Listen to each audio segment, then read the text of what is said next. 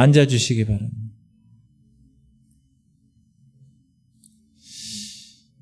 여러분, 1986년도에 두 가지 큰 사건이 있었어요. 어떤 사건이냐? 1월 달에 미국 우주 왕복선 챌린저호가 하늘로 솟았는데 73초 만에 뻥 터져가지고 공중 분해되어서 7명의 우주 비행사들 전원이 목숨을 잃었습니다. 안타까운 사고죠.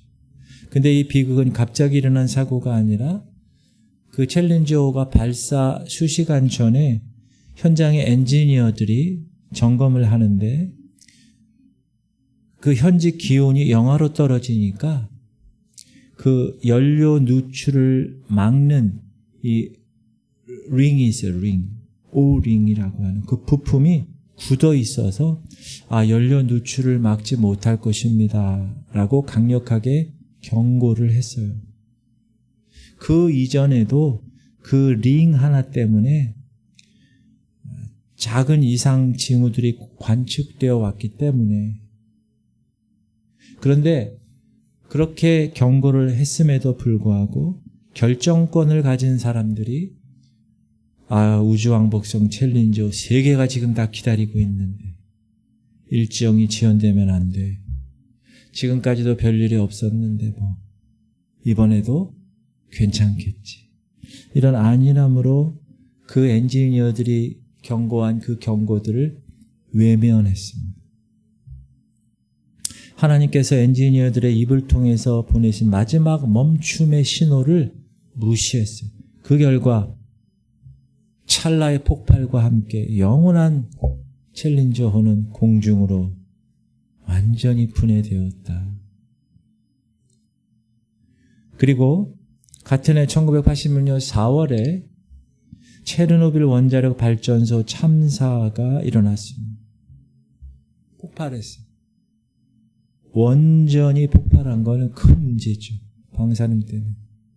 근데 그 원자로가 폭발하기 직전에 이 통제실의 이 계측기들이 계속 위험을 알리는 경고등을 켜고 있었어요. 빰빰 빰빰 빰빰 위험입니다. 위험. 제어봉의 반응이 이상합니다. 출력이 급격히 떨어지고 있습니다. 그 원자로가 보내는 이상 징후가 명확했습니다. 그러나 무리하게 시험을 진행하려던 책임자들, 단순히 계측기 오류일 거야. 그리고 그 깜빡 경고등을 하나씩 끄는 거예요. 경고음을 누르고 경고등을 꺼버린다고 해서 다가오는 위험이 사라지느냐? 그렇지 않잖아요. 그런데 신호를 무시한 채 무리하게 작동을 감행했어요. 그 순간 원자로는 뻥 터져버렸고 그 체르노빌 지역의 온 대륙, 지금까지 공포로 몰아넣는 참극의 현장이 되었다는 사실입니다. 이상 징후를 무시한 결과 2024년도에 직장인 1000명을 대상으로 설문조사를 했는데 직장을 다니는 사람들에게 퇴사할 생각이 있습니까? 물었더니 10명 중에 8명이 퇴사를 생각하고 있습니다. 답했습니다. 그 8명 중에 절반 가까이는 내일 당장이라도 때려칠 수 있습니다. 그렇게 응답했습니다. 그러니까 지금 여러분 직장 다니는 사람들 보면 다 직장 그만둘 생각하지만 어쩔 수 없이 다니는 사람이 많다는 거예요. 근데 그런 사람들의 전조 증상이 있어요. 그 전조 증상이 뭐냐? 출근할 때부터 이미 눈이 풀려 있어요. 또 목소리 톤이 내려가 있어요.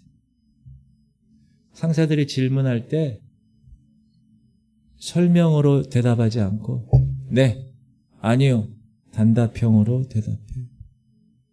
그리고 직장 동료들과 갑자기 따로따로 밥을 먹기 시작해요. 이게 뭔지 아세요?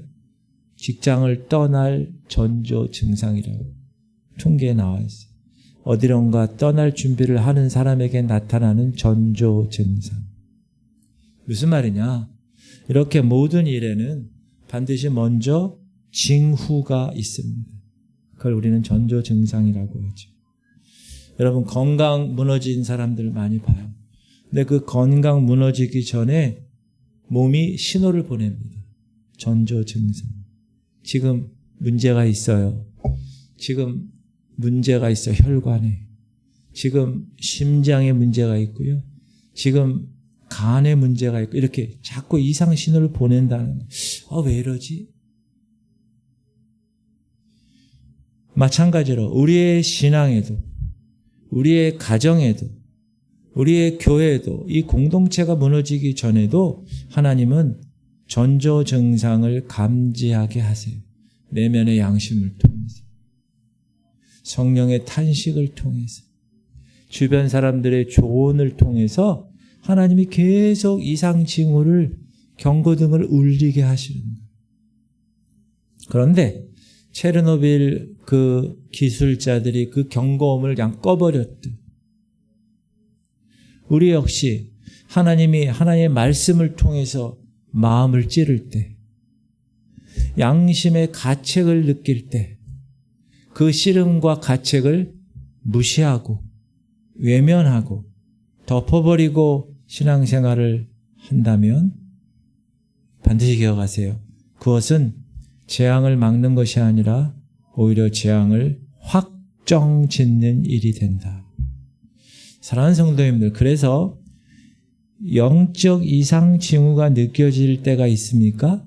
그때가 되면 반드시 하나님 앞에 나와 무릎을 꿇어야 돼요. 여러분, 골든 타임이라고 있어요. 사람이 쓰러지고 나서 5분 그 이내에 병원에 빨리 가서 조치를 취해야 살아나는 거예요.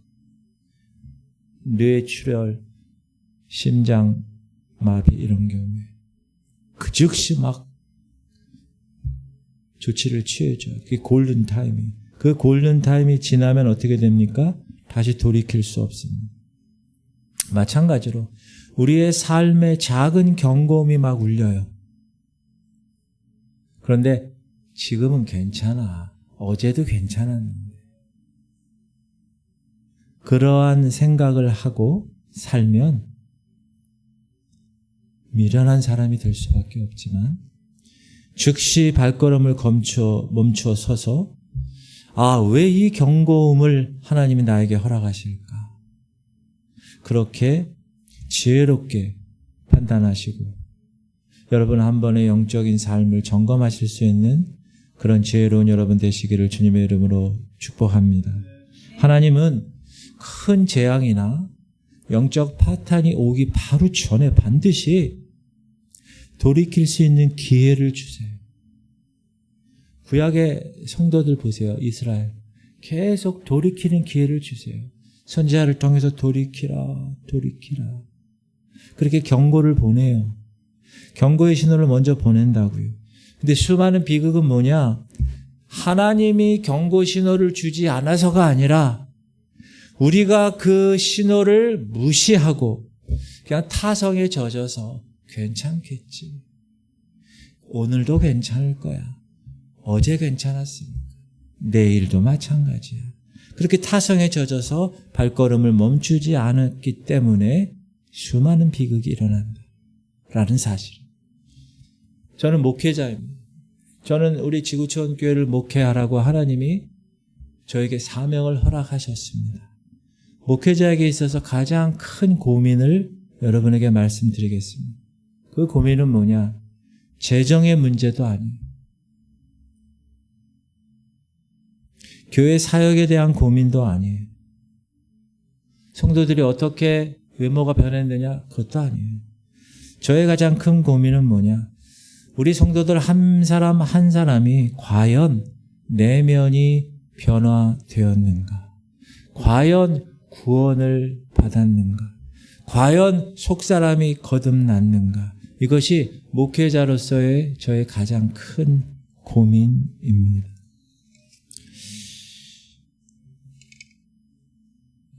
이 사람이 누구냐 하면 100년 전 사람이 윌리엄 부스라는 사람.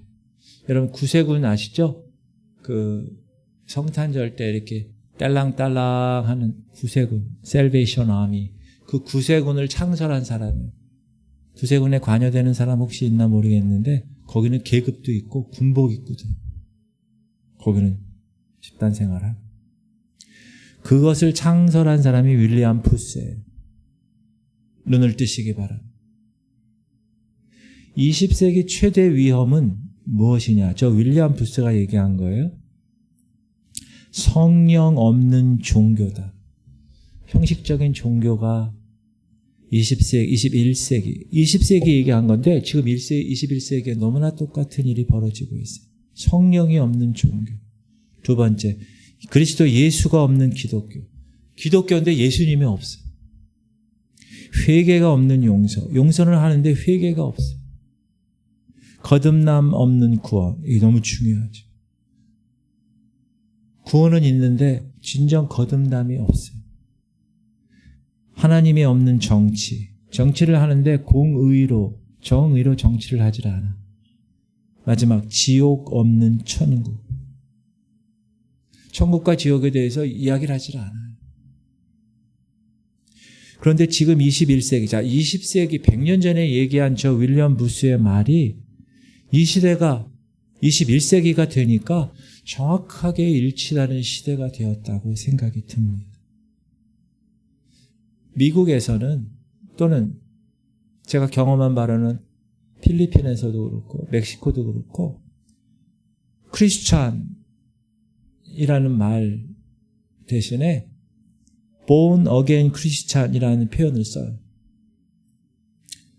교회 다니는 사람을 크리스찬이라고 얘기하는데 거듭난 사람, 진정으로 거듭난 사람을 born again 크리스찬이라고 해요. 그래서 그들은 교회 다닌다 그러면 물어봐. 당신 are you born again Christian? 이렇게 물어봐. 그러면 진짜 거듭난 사람은 yes 그렇게 얘기해요.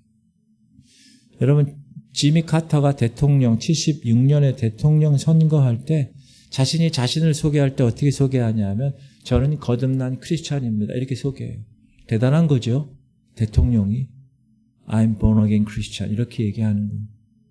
이 말이 의미하는 게 뭘까요? 그런데 안타까운 거는 이 말이 왜 생겼을까요? 크리스천은 많아. 그런데 정말 거듭나지 않은 크리스천이 너무나 많기 때문에 이 말이 생기지 않았나. 오늘날 거듭나지 않은 목회자가 많아요. 제가 보면 목사인데도 이 대화를 해보면 전번에 유신론에 관해서 2단 시비에 관해서 뭐 얘기하다가 어느 목사님이 나한테 얘기해요. 목사님, 뭐 유사 진화론이라고 아십니까? 막 이러는 거예요. 그래서 제가 뭐 얘기하고 그러면서 물어봤어요. 그럼 목사님은 성경에 나오는 창조론에 대해서 믿으십니까? 물어봤어요. 목사한테. 그때 뭐라느냐 하면 그걸 전부 다 믿는다고 얘기할 수는 없죠. 이러는 거예요. 목사가. 그래서 제가 뭐라고 막 그랬어요. 그럼 껄떡거리는 목사한테 나이도 많아요. 저보다. 제가 뭐라고 막 그랬어요. 그 다음부터 이 사람이 나만 보면 피해. 거듭나지 않은 목회자가 수두룩합니다. 신학교 가보세요. 거듭나지 않은 신학생들이 수두룩합니다. 물론 거듭나지 않았음에도 얼마든지 열심을 낼 수 있습니다. 예수님 만나기 전에도 그런 사람이 있어요. 그런 성향의 사람. 어떤 사람? 성실한 사람. 부지런한 사람. 교회 안 다니는데도 그런 사람 있잖아요. 그런 사람이 교회에 나와요. 그리고 예배를 드려요. 기도를 해요. 그러면 주변 사람들이 봐요. 와, 저 사람 너무 성실하네. 저 사람 너무 열심히네. 너무 부지런하네. 저 사람 하나님 만난 것 같아. 저 사람 믿음이 있는 것 같아. 라고 생각할 수가 있습니다. 아주 도덕적인 가정에서 태어난 사람, 도덕적이고 윤리적인 사람이 있어요. 그런 사람을 보면 우리는 쉽게 오해합니다. 야, 저 사람 정말 하나님의 인격을 갖춘 사람 같아. 그러나 그것이 거듭남의 증거가 아닐 수 있다는 사실을 꼭 기억하셔야 돼요. 이건 제가 얘기하는 게 아니에요. 예수님이 복음서에서 부자 청년 기억나시죠? 그 얘기. 예수님께 나와요. 부자 청년이. 어떻게 해야 구원을 얻겠습니까? 예수께서 뭐라고 그러시죠? 계명들 지켜라. 그랬더니 그가 뭐라고 그래요? 저 어려서부터 지켰어요. 저 모태신앙이에요. 저 살인하지 않고 간음하지 않고 도둑질하지 말라 그 계명 다 지켰어요. 여러분 여기 계신 분들 중에서도 있을 거예요. 어렸을 때부터 교회 다니고 모태신앙으로. 또 내 기질상, 내 DNA상 나쁜 짓을 못하는 사람. 내 성품이 거짓말 못하는 사람. 근데 그런 사람들이 교회에 오면 마치 영적으로 성숙한 사람처럼 보일 수 있어요. 그러나 그것이 꼭 거듭남이라고 말하지 않을 수도 있다. 교회 안에 어떤 사람들이 많으냐 하면 지옥 가기는 싫어요. 그 울타리를 벗어나지 못해요. 그러나 마음속으로는 어때요? 바깥 세상을 흠모하는 사람들이 있어요. 교회에 오면 도덕적이고 윤리적인 모습을 갖추고는 있어요. 그러나 거듭남의 실제가 없는 사람들이 의외로 많이 있다는 사실이라는. 그래서 제가 오늘 여러분에게 그러면 여러분이 거듭났는가 거듭나지 않았는가에 관하여서 증거가 있을 거 아니에요. 그 증거를 두 가지를 말씀드립니다. 두 가지. 오늘 본문 말씀을 가지고 거듭난 사람에게 일어난 두 가지 증상이 있어요. 첫 번째가 뭐냐 하면 거듭난 사람에게는 마음으로 죄를 멀리하고 싶어지는 현상이 나타나요. 따라합시다. 마음으로 죄를 멀리하고 싶어지는 현상. 그게 나에게 있는가 여러분이 점검해 보시는 거예요. 여기 있을 때 말고 세상에 있을 때. 사람들 많을 때 말고 혼자 있을 때. 여러분 구원파라는 이단이 있어요. 구원파 이단의 핵심은 뭐지요? 그들이 만나가지고 얘기하면 꼭 질문이 있어요. 당신 구원 받았습니까? Yes, 구원 받았다 그러면 뭐라고 그래요? 몇 년, 몇 월, 며칠, 몇 시에 받았습니까? 이렇게 얘기해요. 그것에 대한 간증이 있습니까? 이렇게 얘기해요. 그런데 성경은 그렇게 얘기하고 있지 않은 거예요. 성경은 자 바람으로 비유합니다. 시작. 바람이 임의로 불매 네가 그 소리는 들어도 바람이 어디서 와서 어디로 가는지 알지 못하나니 성령으로 난 사람도 다 그러하니라. 성경은 거듭남을 바람으로 묘사하고 있어요. 바람이 어디서 시작해서 어디로 가는지 몰라요. 왜? 눈에 안 보이니까. 그런데 알 수는 있어요. 알 수 있죠? 뭘로? 바람 소리가 나면 바람 분다 알 수 있어요. 혹은 막 나뭇가지가 막 흔들려요. 그럼 지금 여기 앞에 바람이 부는구나 알 수 있다는. 목사님, 제가 거듭났는지 거듭나지 않았는지 그 시점이 명확하지 않아요. 제가 정확하게 모르겠어요. 여기 말하는 분이 계십니까? 그것 때문에 낙심할 필요가 전혀 없습니다. 따라합시다. 그것 때문에 낙심할 필요가 전혀 없습니다. 성경에 그렇게 나와 있어요. 시작은 모를 수 있다는 거예요. 바람처럼. 어디로 불고 어디로 가는지 몰라요. 물론 사도 바울 같은 사람도 있어요. 이 사람은 뭐예요? 다메섹을 도상에서 극적으로 예수님을 만나요. 이런 사람도 있어요. 이런 극적인 체험을 하는 사람, 그런 사람 그렇게 체험하면 좋죠. 그러나 그렇지 않은 사람이 더 많아요. 그렇기 때문에 확실한 것을 여러분이 붙잡아야 되는데 그게 뭐냐? 거듭남의 체험, 다메섹 도상에서 주님을 만나고 막 눈이 막 밝혀지고 막 그냥 정신없고 막 이런 체험보다 따라합시다. 거듭남의 체험보다 거듭남의 열매가 확실해야 됩니다. 열매. 근데 성경에서 얘기하는 거듭남의 첫 번째 열매는 죄가 싫어진다는 거예요. 내가 의도적으로 하는 게 아니라 자동으로 싫어진다는 거예요. 자동으로. 어떤 여자애가 있는데 그 자매를 계속 쫓아다니는 남자애가 있어. 학교에 수업 끝나면 수업 그 강의실 앞에서 기다리고, 화장실 갔다 오면 화장실 앞에서 기다리고, 스토커처럼. 너무 좋아. 너무 좋아서. 야, 이 자매를 알아보는 사람이 나타났나? 근데 이 자매는 싫어. 그 남자가 싫어. 자꾸 와서 얘기해도 건성으로 대답하고, 그 사람이 저기서 기다리면 샥 도망치고, 인스타그램 아이디까지, 카톡 아이디까지 줬는데 싫다는 거야. 무조건 싫다는 거야. 왜 싫은가 물어봤더니, 나는 그 사람 외모가 싫어요. 내 스타일이 아니에요. 그럴 수 있죠. 그렇죠? 무슨 말이냐?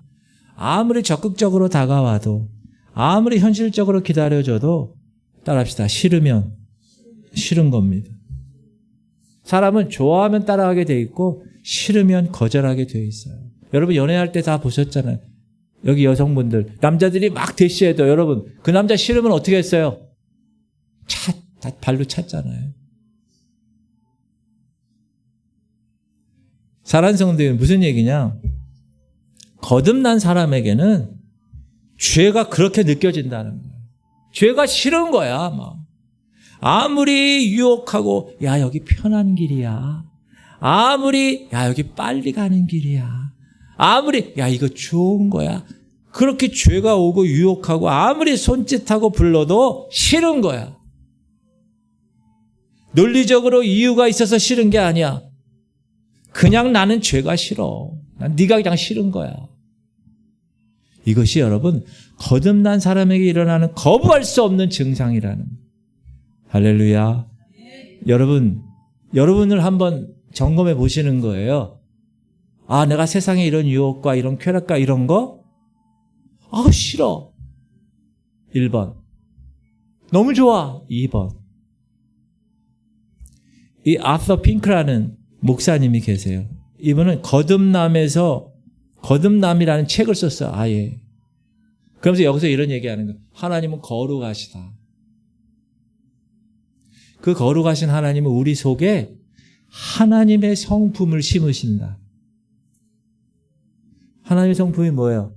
거룩이잖아요. 하나님은 우리 안에 하나님의 성품이 거룩을 심으신다. 그래서 우리는 죄를 미워한다. 이렇게 얘기합니다. 설득력 있지 않아요? 죄를 미워하는 씨앗이 하나님이 여기 심겨주는 거예요. 아멘. 그게 거듭남이에요. 그러니까 죄를 딱 보면 어떻게 돼요? 회개하기 시작하는 거예요. 왜? 하나님이 그렇게 죄를 미워하는 씨앗을 심겨줬기 때문에. 한 성도님이 이야기인데요. 모태신앙으로 자랐어요. 초등학교 4학년 때부터 교회 예배 반주를 했어요. 청년부에서 멋진 남자 만나서 결혼했어요. 신실하게 살아갔어요. 시간이 지났어요. 딸을 낳았어요. 중학생이 되었어요.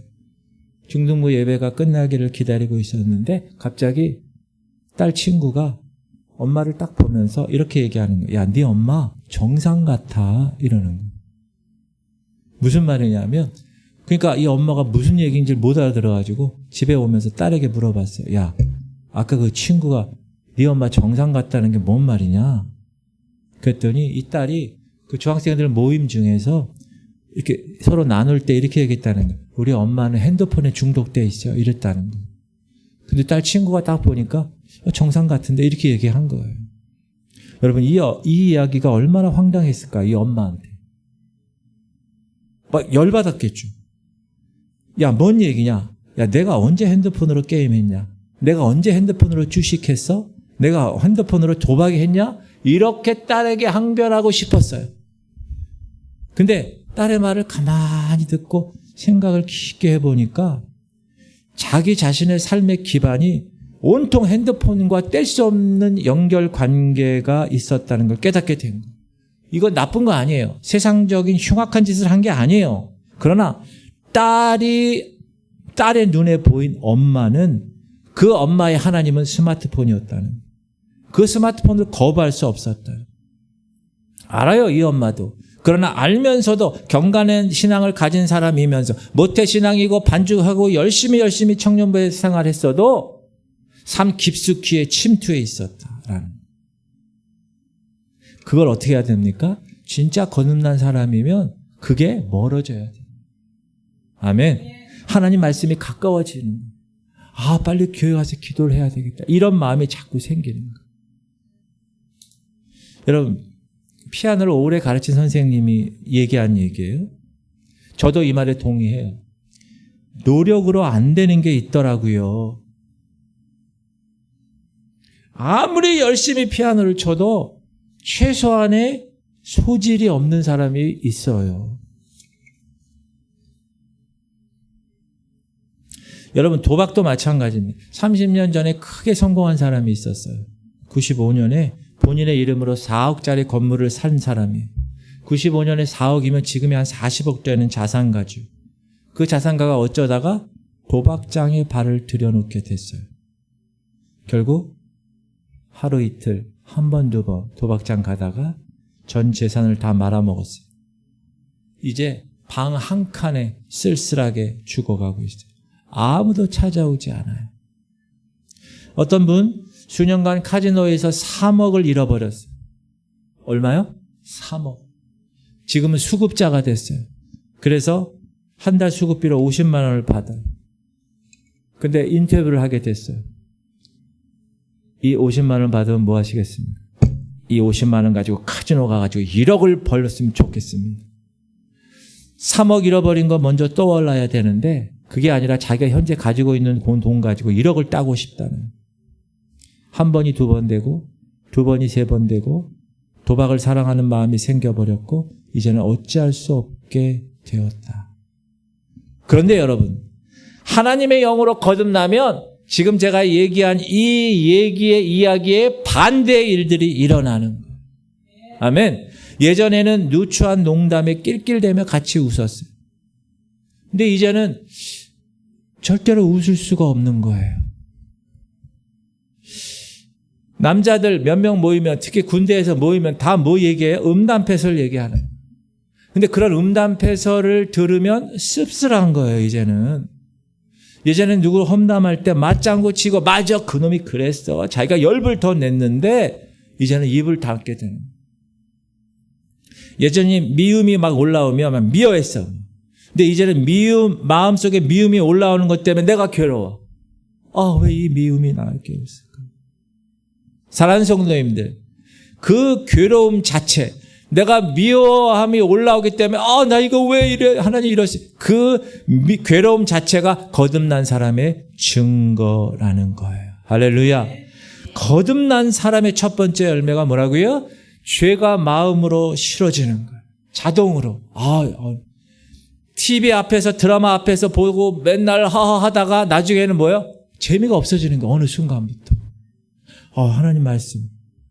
빨리 예배 드려야 가야 되겠다. 이런 마음이 생기는 거예요. 자꾸. 할렐루야. 자, 거듭남의 두 번째 증거는 뭐냐 하면 죄가 마음으로 싫어지는 것 이상으로 죄를 짓지 않으려고 애를 쓰는 거예요. 애를. 오늘 본문이에요. 시작. 죄를 짓는 자는 마귀에게 속하나니 마귀는 처음부터 범죄함이라. 하나님의 아들이 나타나신 것은 마귀의 일을 멸하려 하심이라. 하나님께로부터 난 자마다 죄를 짓지 아니하나니 이는 하나님의 씨가 그의 속에 거함이요 그도 범죄하지 못하는 것은 하나님께로부터 났습니다. 질문 드립니다. 여러분, 우리가 죄 지어요, 안 지어요? 제가 죄 지을까요, 안 지을까요? 저요. 우리가 죄 지어요, 안 지어요? 저요. 죄를 짓는 정도가 아니라 배부르게 짓고 넘치게 져요. 그러면 목사님, 이 말씀은 무엇을 의미하는 겁니까? 이 말씀을 다른 번역으로 보면 이런 거예요. 잘 들어보세요. 하나님께로부터 난 사람은 습관적으로 죄를 짓지 않습니다. 죄를 지을 수는 있죠. 그러나 습관적으로 죄를 짓지 않아요. 계속 죄 가운데 머물지 않습니다. 한 번, 두 번. 도박장 안에 앉아있지 않는다는 거. 어제나 오늘이나 똑같은 죄를 반복하지 않습니다. 왜? 하나님께로부터 난 사람이기 때문에 그 죄가 미워지고 그 죄를 짓지 않으려고 애를 쓰는 현상이 나타나기 때문에. 거듭난 사람의 특징은 죄를 짓지 않으려고 애를 쓰는 사람이라는 사실을 꼭 기억하시기 바랍니다. 할렐루야. 이런 간증 많이 들어보시지 않았어요? 저는 말이죠, 목사님의 안수기도 받고 담배가 하루 사이에 확 끊어졌어요. 이런 얘기 많이 들었어요. 저도. 목사님, 기도하는 중에 갑자기 술이 역겨워져가지고, 그날 입을 딱 갔는데 한 모금도 넘어가지 않았어요. 이런 간증 들어보신 적 있을 거예요.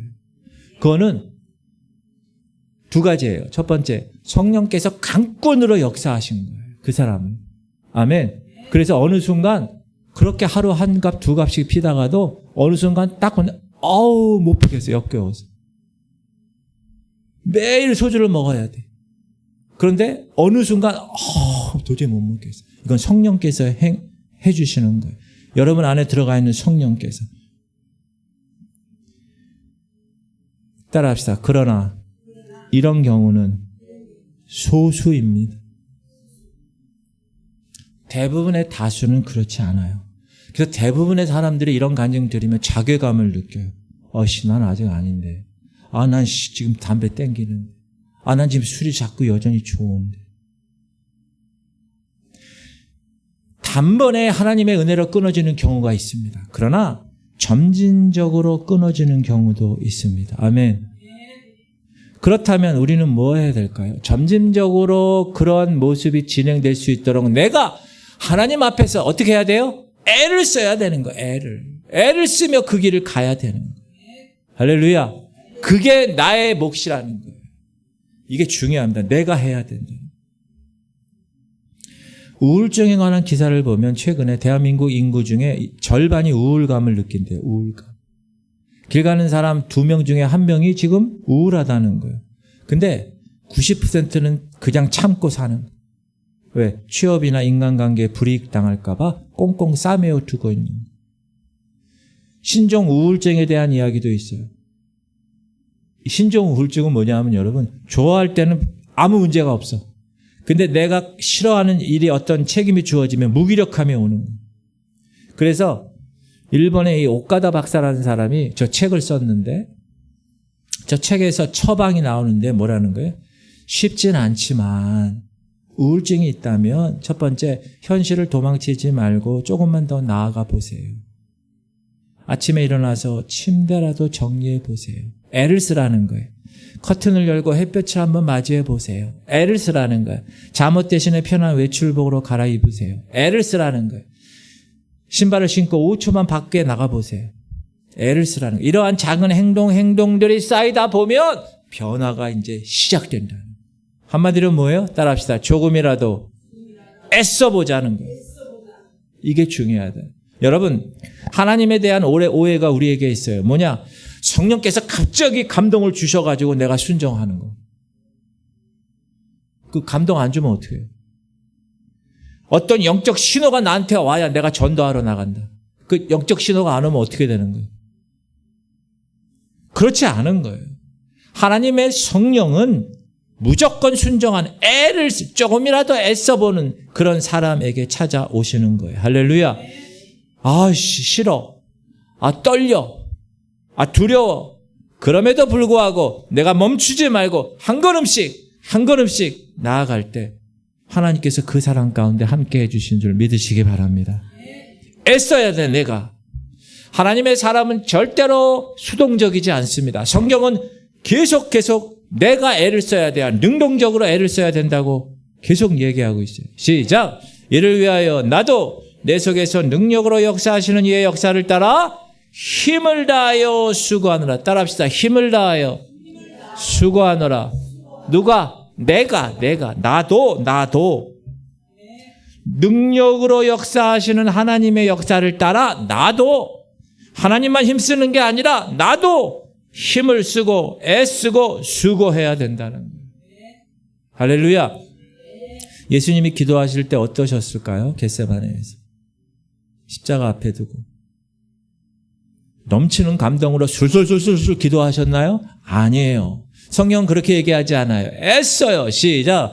예수께서 힘쓰고 애써 더욱 간절히 기도하시니 땀이 땅에 떨어지는 핏방울 같게 되더라. 예수님이라고 해서 하나님 아들이니까 막 술술술술 막 하나님 성령에 충만해서, 그러나 이 겟세마네 기도 때는 예수님 뭐라고 그러세요? 위로부터의 도움이 없는 것처럼 기도하시잖아요. 힘쓰고 애쓰고 간절히 더욱 그렇게 애썼다는 거예요. 하나님의 아들인 예수님조차도, 우리도 마찬가지입니다. 우리도 그렇게 해야 되는 거예요. 따라합시다. 기도는, 목사님 기도가 잘 안 됩니다.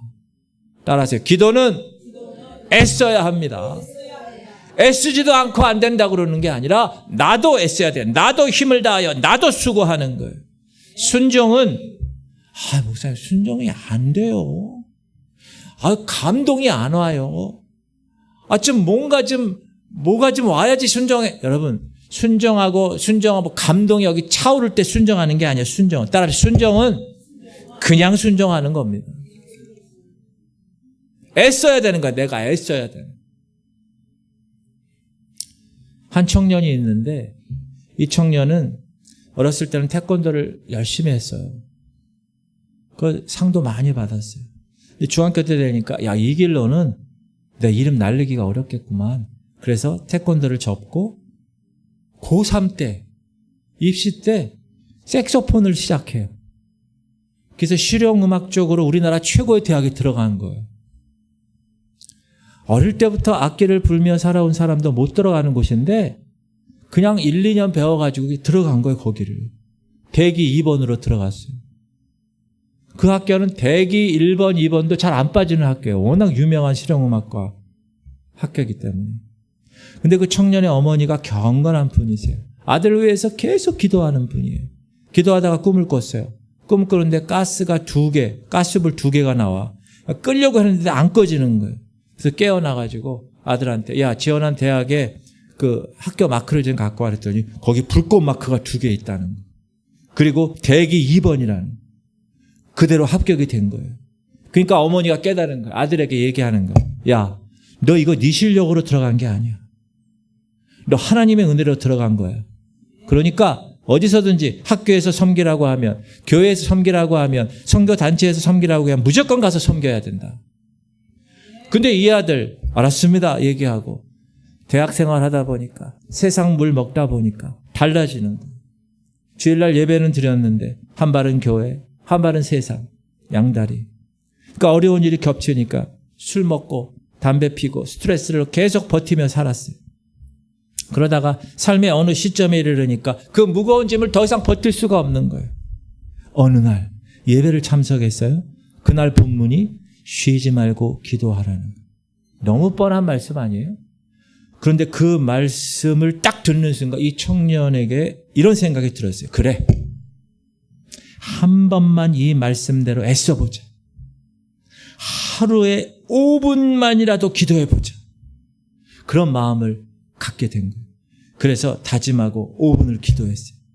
그랬더니 기도 중에 하나님의 평강이 경험되는 거예요.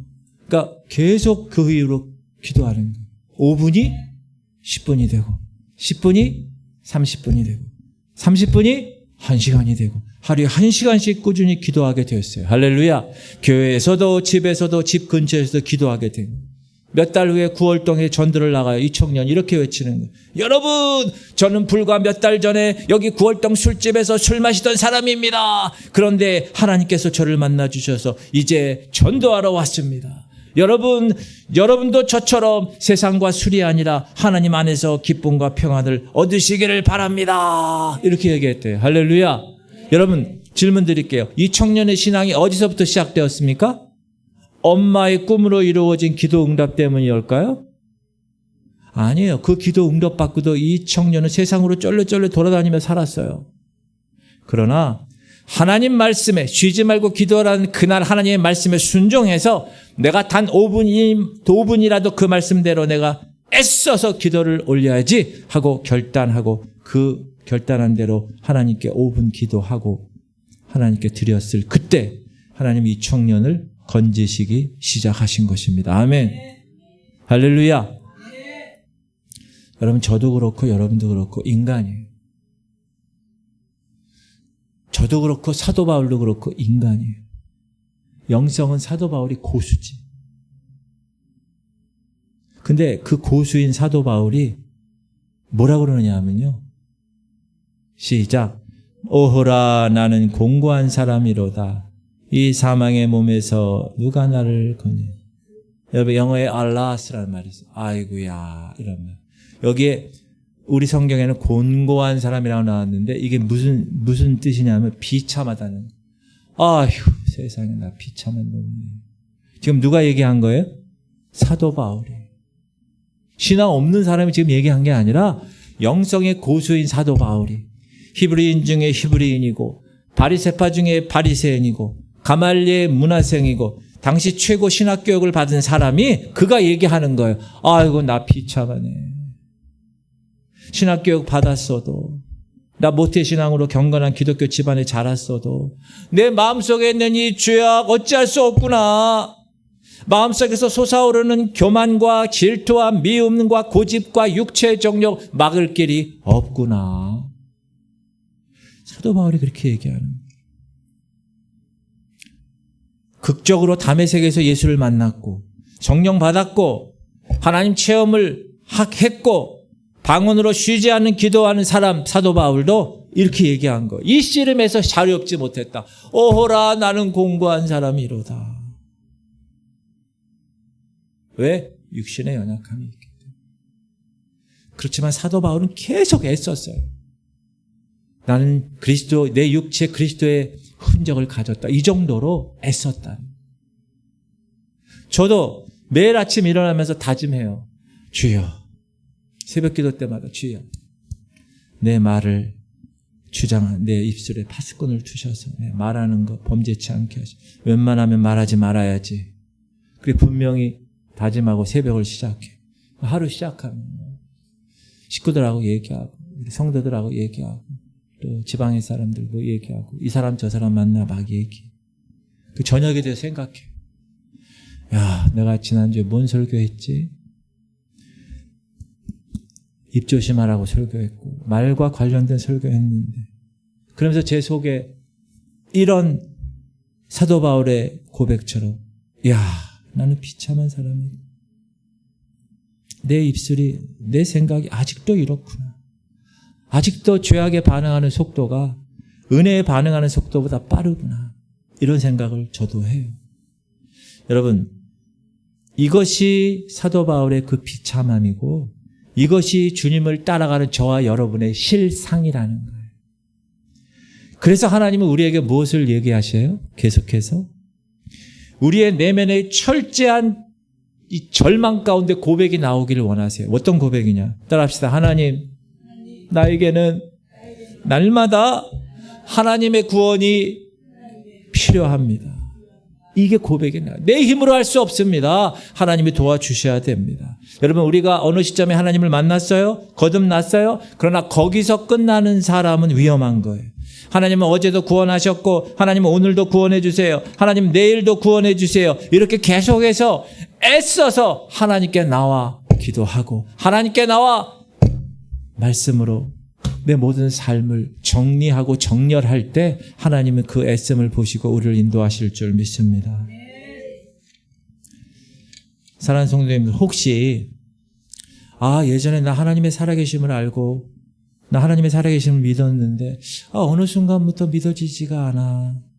어느 순간부터 내 앞에 큰 산만 보여. 이런 분 계십니까?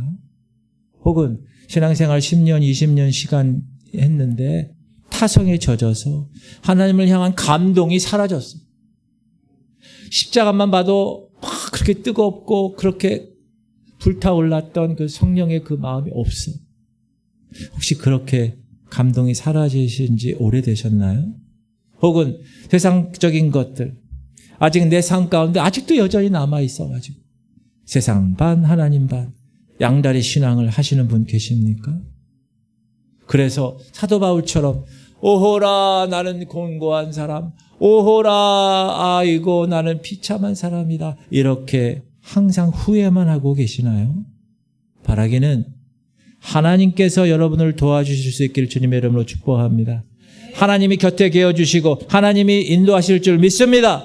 그러나 우리도 날마다 해야 할 게 있다. 한 번으로 되는 게 아니에요. 날마다 일어나서 걸어가고, 날마다 그 손을 뿌리치지 말고, 날마다 그 말씀을 붙들고, 날마다 그 말씀대로 순종하는 애씀이 필요하다. 할렐루야. 사랑하는 성도, 우리는 거듭나야 돼요. 입술뿐만 아니라 마음이 거듭나야 됩니다. 예배하고 찬양하고 기도하는 종교적 생활만 거듭나야 할 것이 아니라 우리의 삶이, 집에서의 삶이, 직장에서의 삶이, 많은 사람이 있을 때 그 모습만이 아니라 아무도 보지 않을 때, 혼자 있을 때 하나님의 CCTV 앞에 서 있음을 항상 의식하고 알고 살아가는 사람, 그 사람이 거듭난 사람입니다. 그렇다고 저는 여기서 여러분에게 절대 완전한 삶을 얘기하는 게 아니에요. 불완전해요, 저도. 그러나 불완전하지만 아예 손 놓고 있는 게 아니라 애쓰는 거예요. 천국을 바라보면서 이 좁은 길을 걸어가기 위해서 애쓰는 거예요. 하루에 기도 5분이라도 시작하십시오. 목사님, 저는 기도해 본 적이 없어서 기도 어떻게 하는지도 모르겠는데요. 그냥 하나님 앞에 나와서 만약에 기도를 못한다, 그 주여만 얘기하세요. 주여만 5분 동안. 주여! 5분 동안 이렇게 하세요. 기도가 만약에 힘들면. 그렇게 애씀이 필요하다는 거예요. 남들 들으라고 하는 기도가 아니야. 목사님 내 기도를 들으셔야지. 나 기도 잘하는 사람으로 알지. 아니에요. 그거 아니에요. 절대 하나님과의 1:1 관계에서 5분이라고 시작하는 거예요. 하나님 이렇게. 그 다음에 여러분, 제가 우리 공동체 성경 읽기를 통해서 여러분 이렇게 순종해서 하시는 거 너무 감사드려요. 또 큐티하시고 또 하나님 말씀을 통해서 하나님이 나에게 무엇을 말씀하시는가를 그냥 읽고 끝나지 마세요. 묵상하셔야 됩니다. 묵상. 그게 우리의 애씀이에요. 잘 안 되지요. 물론 잘 안 됩니다. 그러나 안 돼도 애써서 해야 됩니다. 그러면 조금씩 변화될 것입니다. 아멘. 공예배를 주일 예배만 드리는 사람 있어요? 그런 사람은 어떻게 해야 돼요? 애쓰는 거예요. 제가 이제 수요 예배까지 나오겠습니다. 목표를 삼는 거예요. 수요 예배 나오시는 분 계신 분들은 어떻게 해야 돼요? 금요 예배도 제가 나오겠습니다. 제가 새벽 예배도 나오겠습니다. 목표를 삼고 애를 쓰는 거예요. 그렇게 항상 힘써 애를 쓸 때 하나님은 우리를 변화시킬 줄 믿습니다. 자녀를 위한 기도에 참석하라 그러면 참석하는 거예요. 5분이라도 기도하는 거예요. 오늘 있어요. 여러분, 지난주에 보니까 많이 사람들이 참석해서 기도하는 거 보면서 제가 너무나 감사했어요. 하나님이 우리 기도, 우리의 불씨를 지금 살려주고 계세요. 기도의 불씨를. 아멘. 5분이라도 기도하는 거예요. 5분이라도 눈물의 씨앗을 뿌리는 거예요. 내가 그렇게 조금씩 날마다 변화되는 삶, 그것이 거듭남의 증거입니다. 그런 사람이 거듭난 사람입니다. 아멘. 성경은 뭐라고 그러느냐? 예수님이 직접 얘기하신 거예요. 시작.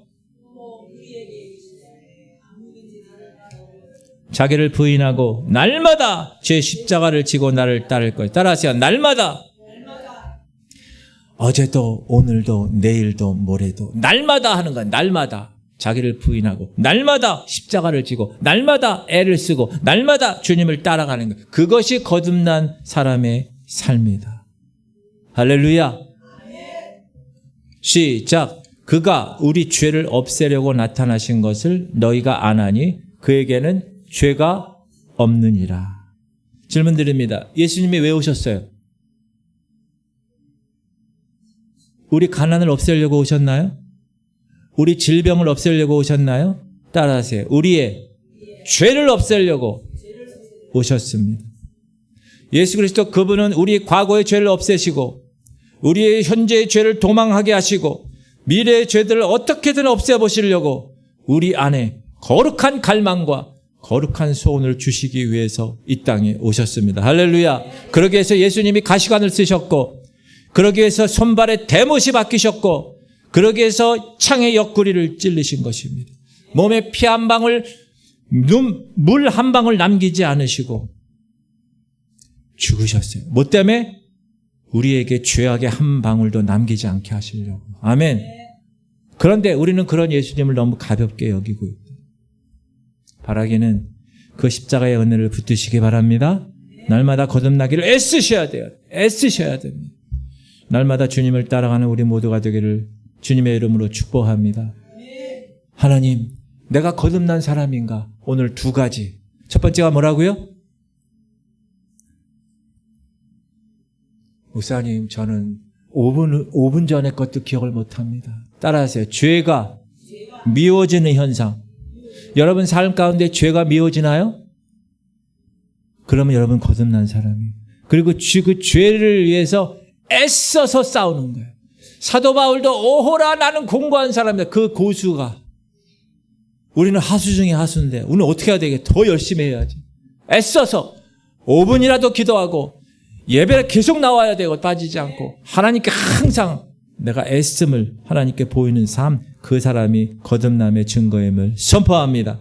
우리 통성으로 한번 기도할 때 하나님, 내 삶의 거듭남의 증거가 뭔지 살피게 하시고 날마다 내가 죄를 싫어하고 날마다 내가 죄를 이기려고 애쓰는지 점검하게 하시고, 아이 그냥 뭐 어제도 그랬는데 오늘도 그냥 괜찮겠지 그러다가 우주 왕복선이 터지고 체르노빌 원전이 폭발했어. 아이 괜찮겠지. 아이 뭐 그냥 1년 전에도 그랬는데 뭐 아무런 뭐 증상 없는데 그냥 괜찮겠지. 여러분 그러다가 주님 오시는 날 주님 맞이하는데 문제가 생길 수 있어. 예수님은 그 죄를 거듭나게 하기 위해서, 그 죄를 해결하기 위해서 십자가 지셔서 목숨까지 우리에게 허락하셨는데, 하나님 나는 애쓴 게 하나도 없어요. 누구든지 나를 따라오려거든 자기를 부인하고 날마다 자기 십자가를 지고 나를 따를 것이니라. 여러분 날마다 애를 쓰세요? 할렐루야. 애를 써야 되는 거예요. 애를. 우리 이 시간 통성으로 기도할 때 하나님, 거듭난 하나님의 백성의 증거의 삶을 보게 하여 주옵소서. 우리 주님 3번 부르고 간절하게 통성으로 기도하겠습니다. 주여 주여 주여. 하나님 오늘도 귀한 말씀을 주심을 감사합니다. 하나님 내 삶에 거듭남의 증거가 있는지 점검하게 하심을 감사합니다. 아버지 내가 과연 born again 크리스찬인가? 하나님 그런 아니면 종교적으로 그냥 명목상의 이름으로 이름만 그리스도인인가? 하나님 날마다 죄를 내가 싫어하는가? 아니면 죄에 탐닉하여서 내가 거기에 빠져 살고 있지는 않는가? 하나님 내가 죄를 싫어하고 자동으로 내가 죄를 이기려고 비록 곤고한 자 비참한 자 사도 바울이 얘기한 것처럼 힘들지만 그래도 내가 애써서 행하고 있는가? 아버지 점검하게 하여 주옵소서. 예수님은 나를 거듭나게 하시기 위해서, 예수님은 나에게 구원을 주시기 위해서 십자가에서 하나님의 거룩한 어린 양으로 죽임을 당하셨는데, 아버지 하나님 나는 그 십자가를 잊어버리고 그냥 내가 잘난 채로 지금까지 신앙생활하고 있지는 않은가? 하나님 주님은 우리의 죄를 없애려고 오셨습니다. 아버지 이 죄 문제가 얼마나 크면 하나님이 예수 그리스도의 목숨값으로 예수 그리스도를 보내셨습니까? 하나님 계속해서 죄 짓지 않게 하시옵소서. 아버지 그 죄를 방치하지 않게 하시옵소서. 다른 사람 있을 때가 아니라 하나님 나와 1대1 있을 때 하나님 그 죄를 회개하고 하나님 앞에 온전하게 살아가는 하나님의 자녀들, 하나님의 거듭난 백성들 되게 하여 주옵소서. 오늘도 하나님 우리 귀한 백성들 말씀을 받았습니다. 이 말씀을 받고 그냥 끝나지 않게 하시옵소서. 주님 역사하여 주옵소서. 주님 붙들어 주옵소서. 성령의 능력이 임하게 하여 주옵소서. 거룩한 하나님의 거룩한 백성으로 다시 한번 거듭나 주님이 바라시는 대로 살아가는 우리 모두가 되게 하여 주옵소서. 오 주님 감사합니다. 하나님 오늘 귀한 말씀을 받았습니다. 내 삶의 거듭남의 증거가 무엇인지 살펴보게 하여 주옵소서. 나는 일주일에 한 번 교회 다니고 나는 그냥 크리스찬이라고 얘기는 하는데 정말 내 안에 진정으로 예수 그리스도가 살아계시는가?